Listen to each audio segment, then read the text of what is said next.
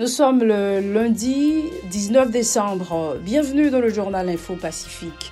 À la une de l'actualité, assassinat du policier Gauvin Rouls lundi à Delma 31. L'agent 4 était affecté à la direction de l'administration pénitentiaire DAP. Franklin Tamar, animateur culturel à Radio Solidarité, a été assassiné par balle dimanche à Port-au-Prince. La Suisse sanctionne les chefs de gangs armés en Haïti, emboîtant ainsi le pas aux États-Unis et le Canada. La conférence épiscopale d'Haïti, CEH, dénonce encore une fois l'escalade de la violence dans le pays. Le ministère de l'Éducation nationale a publié un nouveau calendrier scolaire allant de janvier à août 2023.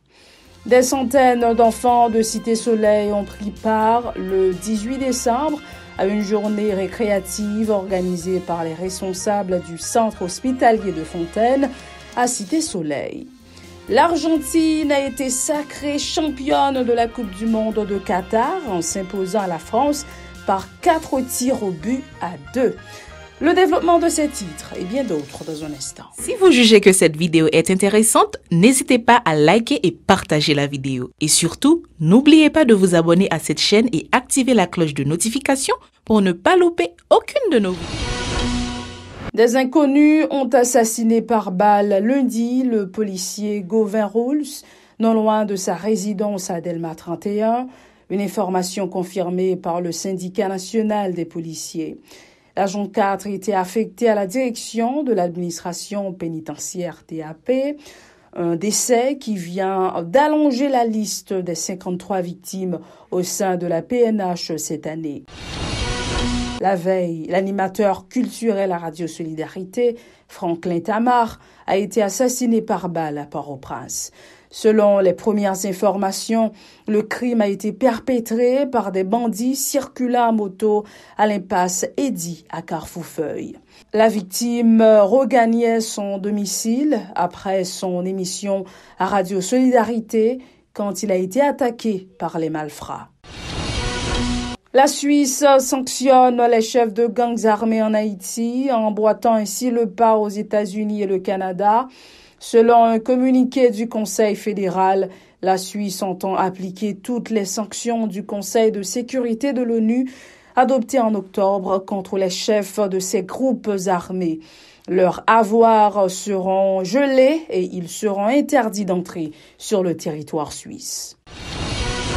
Le groupe d'appui aux rapatriés et réfugiés GAR a réalisé lundi à Port-au-Prince une exposition d'ouvrages suivie d'une conférence débat pour marquer la Journée internationale des migrants commémorée le 18 décembre.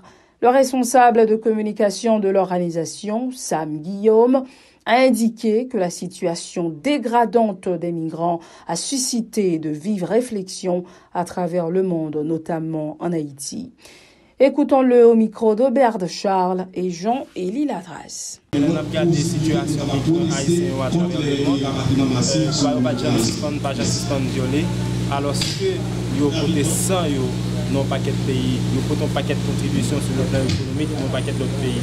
Par exemple là en République dominicaine, un paquet de familles qui a installé pour voyer si nous de l'école de chaque année c'est un paquet comme n'a transféré vers la République dominicaine pour que les petits nous qui allaient sur le droit continuer et étudier. Mais malheureusement, malgré tout apport que nous portons sur le plan économique, on pas de pays à travers le monde là, les droits nous pas jamais suspendre et violer.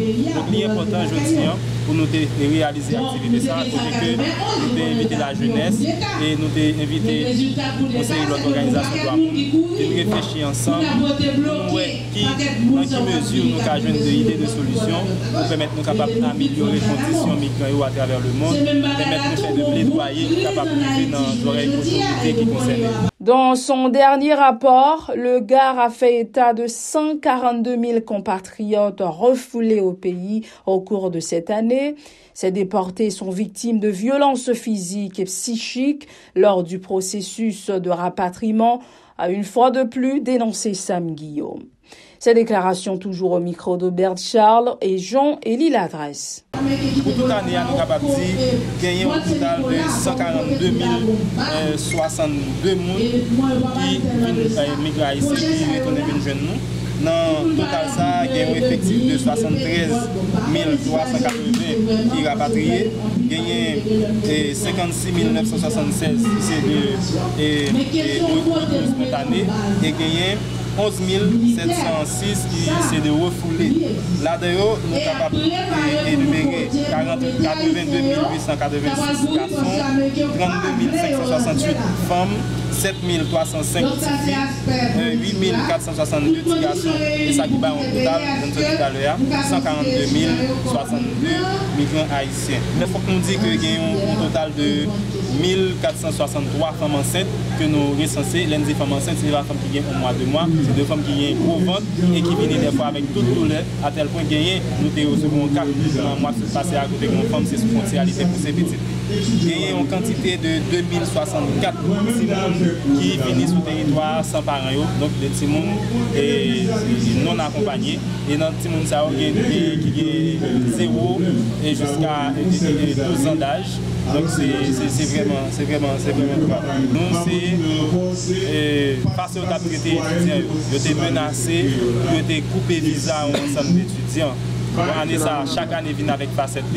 Année ça, c'est pratiquement tout le monde, qui tous ces étudiants, qui tous ces professionnels, qui tous ces commerçants, qui tous ces simples touristes pour tomber en bas des capacités. Mais l'autorité dominicaine qui peut chasser parce que l'essentiel c'est que des poussons haïtiens tout simplement pour qu'ils entrent dans conditions pour ne pas quitter ce territoire. Le ministère de l'Éducation nationale a publié un nouveau calendrier scolaire allant de janvier à août 2023. Au total, 142 jours de classe sont programmés par le MENFP pour cette période. Ainsi, les examens de la 9e année fondamentale se tiendront du 17 au 19 juillet. Ceux de fin d'études scolaires se dérouleront du 31 juillet au 3 août, ENI et CEF du 17 au 21 juillet. Il s'agit du 3e calendrier élaboré par le gouvernement pour cette période. Soulignant que le MENFP a indiqué que la plupart des élèves n'ont pas encore repris la route de l'école.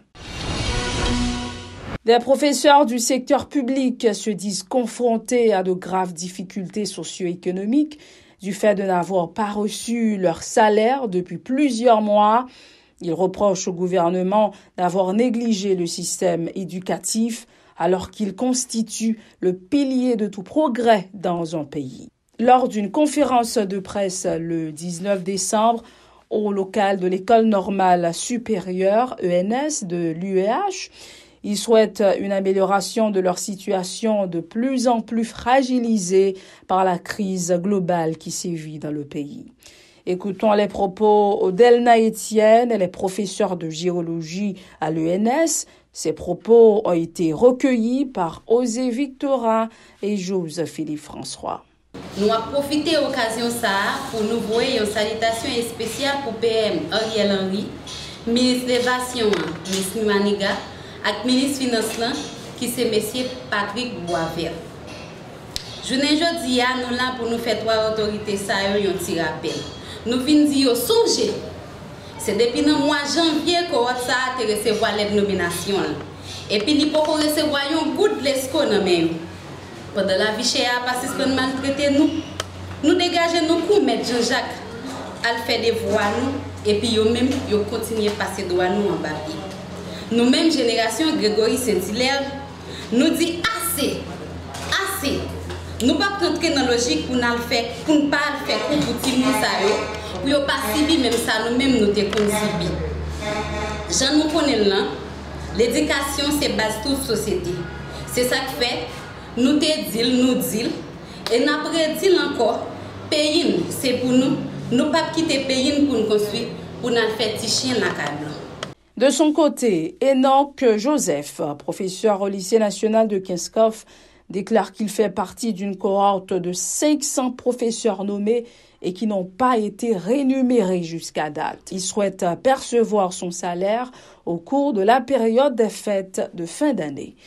On l'écoute. Pour ces 500 nouveaux nommés qui entrent dans le système éducatif là. Donc dans peu de jours, nous allons gagner 12 mois. Nous allons recevoir un good list. Et même avant la nomination, nous te promettons nous, il y a des codes chèques. Entre parenthèses, ça le chèque. Moi, je parle travailler encore, qui commence grand monde, les absentéistes qui dans le système là, eh bien, pour nous te nommer sous code chèque ça pour nous déjoindre et si ça a tuberculose, il y a tout professeur qui dans le système haïtien, qui malheureusement jusqu'à présent 500 nouveaux nommés ça ils ont endetté parce que grand pile là ils quitté la capitale là quitté capitale ils retournent dans la caillou ils retournent dans une zone qui même pas la caillou pour y offrir pays ça a été venu prendre dans plusieurs entités si m'a cité nous gain CFF nous gain FIA nous gain NGA nous gain ENS nous gain FDSE nous gain ENAT et pour nous capables de continuer à servir le pays nous. Et bien, malgré ça, nous ne parvenons à rien jusqu'à présent. Des centaines d'enfants de Cité Soleil ont pris part le 18 décembre à une journée récréative organisée par les responsables du centre hospitalier de Fontaine. Une initiative supportée notamment par la compagnie HL Construction de l'ingénieur Hervé Lerouge. À l'occasion, le fondateur de l'hôpital, Jose Ulysse, a réitéré la volonté de toute son équipe de poursuivre avec les actions humanitaires engagées dans la commune. Suivez ce reportage de Yasmine Sanon et Jose Philippe François. Ils étaient des centaines d'enfants de Cité Soleil à prendre part à cette activité le 18 décembre au local du centre hospitalier Fontaine, situé dans la commune. Une journée récréative qui a permis à bon nombre d'entre eux d'exercer leur talent dans plusieurs domaines tels que la danse et la chanson.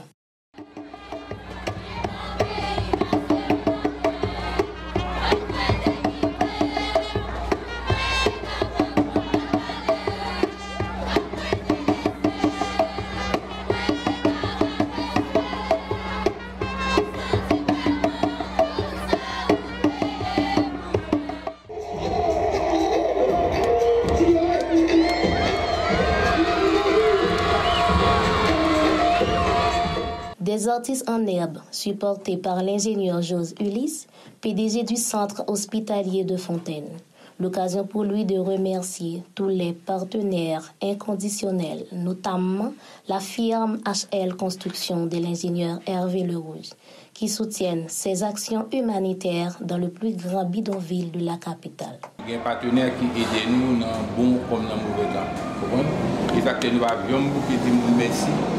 Anissa, nous sommes partenaires de droit, qui c'est l'UNICEF qui vient aider nous dans cette affaire-là.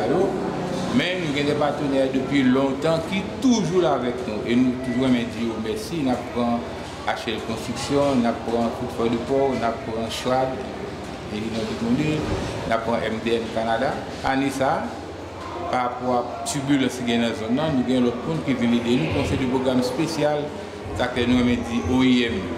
Organisation internationale de la migration de l'OIM, merci tout. Nous avons dit OPS, OMS, merci. Parce que vous-même, vous aidez nous dans le programme pour gérer grand monde avec tension, grand monde avec problèmes respiratoires, c'est qui aidez nous là-dedans. Nous sommes contents. Bon Dieu, bonne force, bon courage. C'est que jusqu'à maintenant, la première, et espérer 2023, nous allons aller plus loin. Plus loin, l'humanitaire a promis de continuer à œuvrer avec tous ses collaborateurs afin de desservir la collectivité. Normalement, chaque jour, je ne sais pas si c'est 10-12 personnes que nous sauvons la vie. Ça vient pour n'importe qui. Il y a des gens qui viennent là sur un brancard. Pour quelle raison? Parce qu'il va y avoir un petit oxygène, il va y avoir un petit comprimé. Mais je profite de l'occasion pour me faire une autre doléance que je gagne. Et je profite du ministre de la planification, si libérer nos petites classes parce que nous avons une ambulance que Footfall de Port depuis 6 mois qui est dans le ministère de la planification. Nous parlons avec le ministre là, il dit nous que le directeur général n'a pas là, le bureau le fermé, qui sait que jusqu'à ne va pas venir, qui sait que des fois, on regarde des petits monde, il y a mené dans une situation tête chargée, grand monde gros ventre qui derrière on est qui conduit moto. Et c'est libérer nous, bonne chance pour nous avoir une efficace service. C'est un plus gros problème que nous la première. Évoquant la guerre des gangs dans la commune, Georges Ulysse a indiqué que tout le personnel a toujours répondu à l'appel en dépit des risques encourus. C'est seulement les gens dans zone pleine qui viennent dans les pays locaux.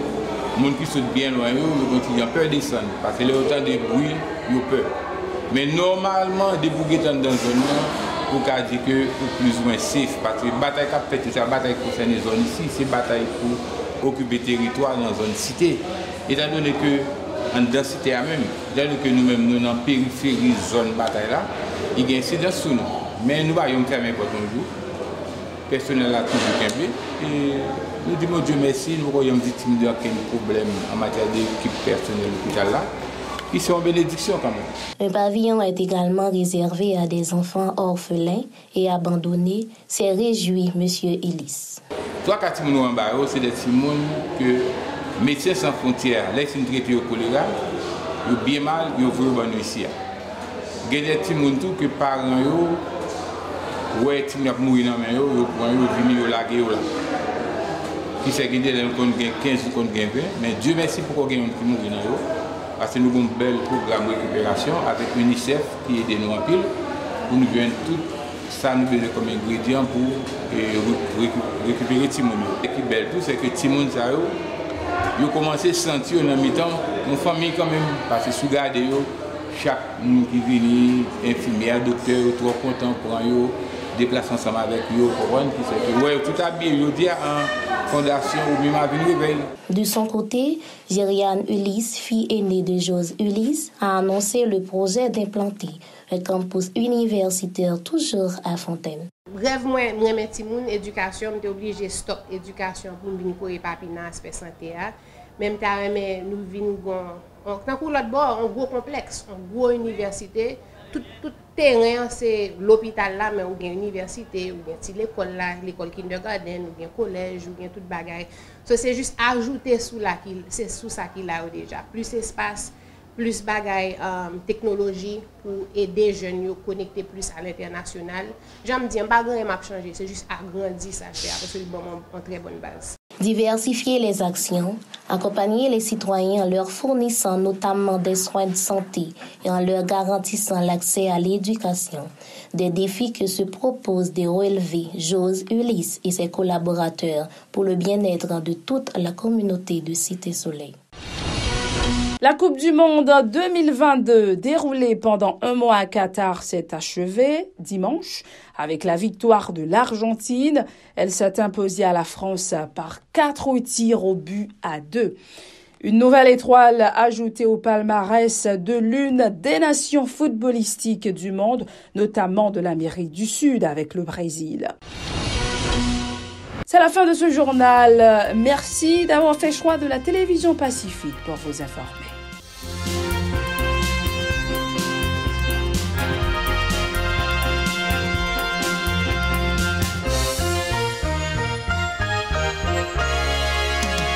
Si vous jugez que cette vidéo est intéressante, n'hésitez pas à liker et partager la vidéo. Et surtout, n'oubliez pas de vous abonner à cette chaîne et activer la cloche de notification pour ne pas louper aucune de nos vidéos.